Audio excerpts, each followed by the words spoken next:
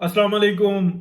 जज बाबर सत्तार साहब जनाब, 5 लाख का जुर्माना इसको कर दो, 5 का उसको कर दो, 5 का उसको कर दो। ठीक है, सही कर रहे हैं, जो उनको समझ में आ रहा है वो कर रहे हैं, एग्रेशन दिखा रहे हैं या वो समझते हैं कि इंसाफ है। लेकिन समझने की बात एक और भी है। जब पनामा का केस था तो मियां मोहम्मद नवाज शरीफ के लिए जेआईटी बनी।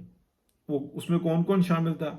आईएसआई, आईबी, स्पेशल ब्रांच और टैक्स डिपार्टमेंट, सारे थे।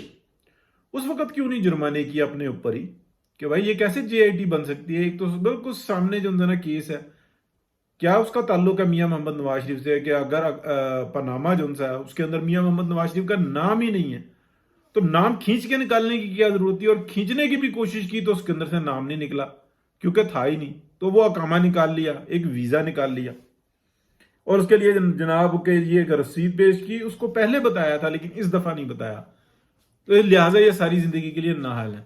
बात सिर्फ समझने की है कि ये जादू है क्या। ये कौन सा जादू है कि आज एक दफा फिर जो है ना हामिद मीर साहब फुल्ली एक्टिव हुए हैं। उसी तरीके से एक्टिव हुए हैं जैसे कि एक ऐसा नाहल नखट्टू नालायक शख्स जो कि बताता है कि एक अमरीकी पाकिस्तान में आया, उसने केपी के अंदर देखा कि एक शख्स ने पानी के लिए कुआं खोदा, उस पानी के कुएं में से पानी की जगह गैस निकल आई, वो पाइप लगा के मोहल्ले में बेच रहा था। और उस अमरीकी ने मुझे तस्वीरें दिखाई, तो हम केपी में पानी के कुएं खोदेंगे, उसमें से गैस निकालेंगे और उसको पूरे पाकिस्तान में जो है ना बेचेंगे, और केपी बहुत, ये है वो शऊर।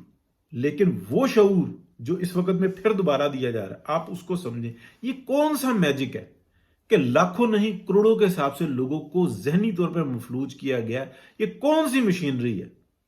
यानी कि पाकिस्तान का मीडिया, पाकिस्तान की अदालतें, पाकिस्तान की टोटल एस्टेब्लिशमेंट कर लें, जिसमें फौज भी है, जिसमें नैब कोड भी है, जिसमें ब्यूरोक्रेसी भी है, जिसमें वो कल्ट भी है जो सियासत के नाम पे आप कह लें वारदातें डाल रहा होता है। सियासतदान नहीं होते वो, समझें इसको।